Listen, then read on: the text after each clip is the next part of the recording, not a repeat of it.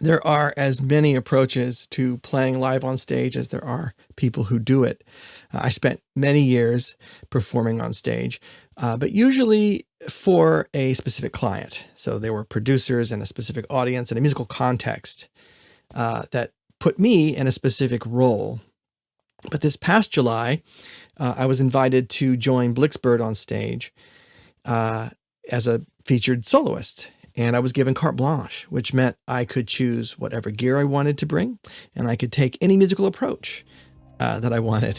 So that was an interesting set of opportunities. I didn't feel alone at the time.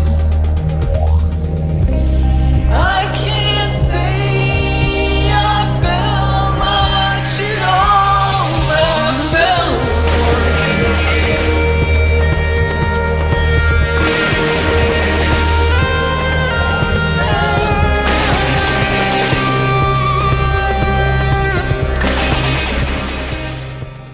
in terms of synthesizers, solo synthesizers, I took two on stage with me. The first was the Moog Sub37, which is a pure analog synthesizer, digitally controlled, so it does have presets, but it is essentially a knob per function instrument, so I can control the sound in real time. The second was a Formanta Polyvox clone. The Polyvox is a Soviet-era synthesizer with a completely unique character. It was designed to be a mini Moog clone. So they wanted a sound that was something like what we had in the West. It turned out not to be a great clone, but it turned out to be a different kind of great synthesizer. It has similarities to the Moogs, but it's really got a unique set of features. And the instrument that I particularly took with me was a clone. So it was a modern clone that is made by a boutique company called Infradeep in Russia, and the unit is the PVX-800. Now, this is a deep instrument and worth its own video in the future, but suffice it to say, it's got an incredible character. It's like a synthesizer built without rules, is how I'd say. So it can be very unwieldy. It's hard to get it to have a sweet character. It's often pretty aggressive, but that's what made it a perfect complement to the subsequent 37, the Moog. But in both cases, these were knob per function synthesizers. So what I did is I took two presets on the Moog and no presets on the Polyvox clone, on the PVX.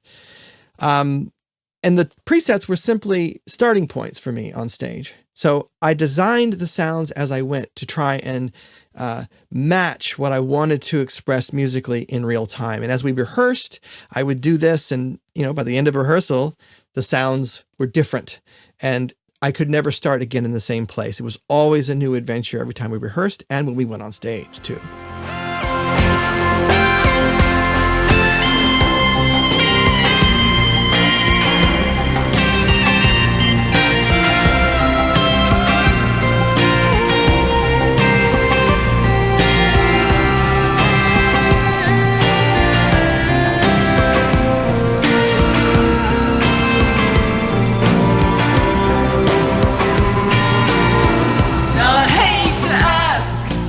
So in terms of how I approached the musicality of my playing, so I've known Blix for a very long time.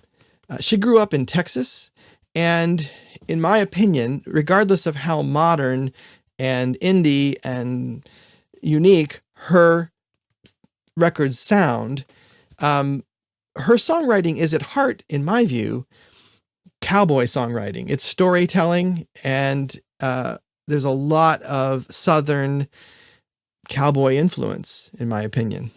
So with this in mind, I wanted to approach my soloing as a complement or as a support to this idea. So in one of her songs, I essentially was looking to play a solo in the style of a spaghetti western sort of thing, which is unusual for a synthesizer, but I didn't want to necessarily imitate that sound or give it away as a stylistic parody. I was simply making allusion and reference to it in my solo.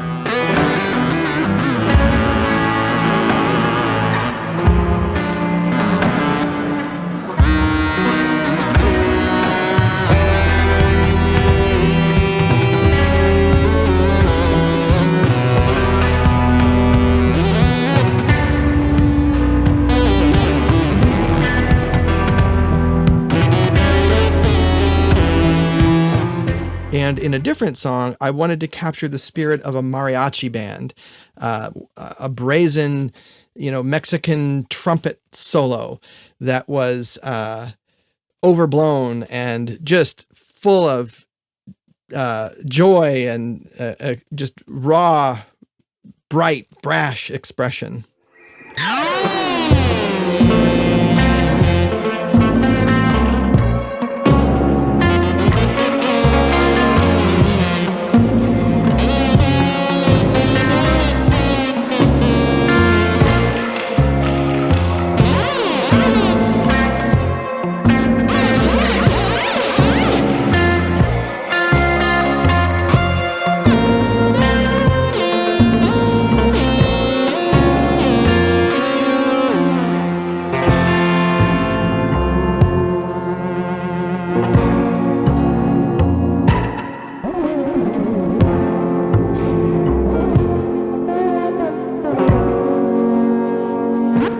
Well, if you're interested in learning more about the PVX-800 and the Polybox, I will leave some links below in the description and probably look to do a video specifically on that instrument in the future.